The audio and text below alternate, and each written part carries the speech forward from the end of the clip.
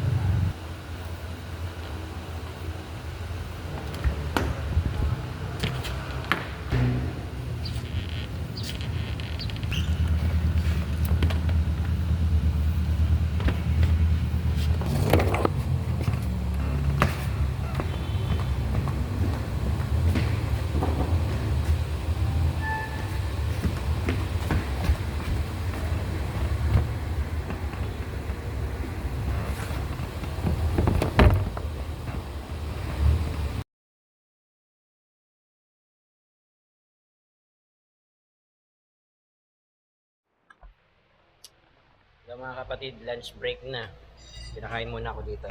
Biyaya ng Panginoon. Ipakain. Naputol yung video ko kanina. Ay, okay na. Okay na ako sa ano. Kabit. Nakabit ko na lahat. Yung mixer namin. IEM. Lahat ng mga wires namin. Nice pa na siya. Yung aming mga DI boxes. Actually, nag-start na ako ng sound checking. Kaya medyo makalat dito. Ito na rin yung talkback namin. Kasi ito yung monitor speaker namin para sa instrument. Nagaling dun sa main house. Ayun. Ito nyo sa taas. Sound checking na ako. Mamaya pakita ko sa inyo yung ano. Pag sa sound check ko.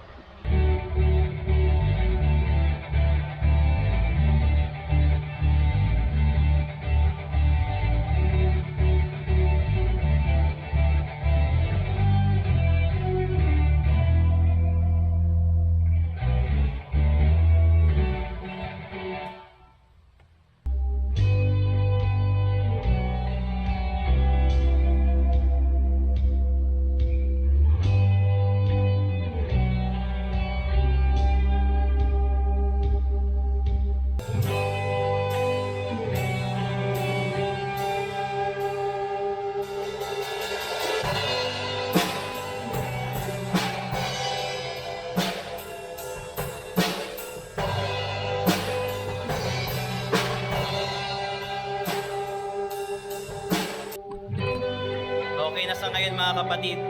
So tapos na ako. Pero kailangan pa nito ng final touch kasi meron pang hindi naayos. Kagaya ng talkback, ng IEM. So ito pa lang sa ngayon. Okay na yung settings ko dyan. Pansamantala. Testing na ako. Yung drum set naayos ko na rin. Yung placing ng mic, ganun pa rin. Nililisan ko na yung drum set. Ano namin, monitor speaker para sa lahat ng instrumentalist.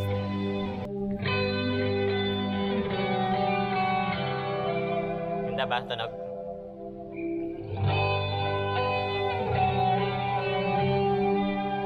Sarap. Yun lang mga kapatid. God bless!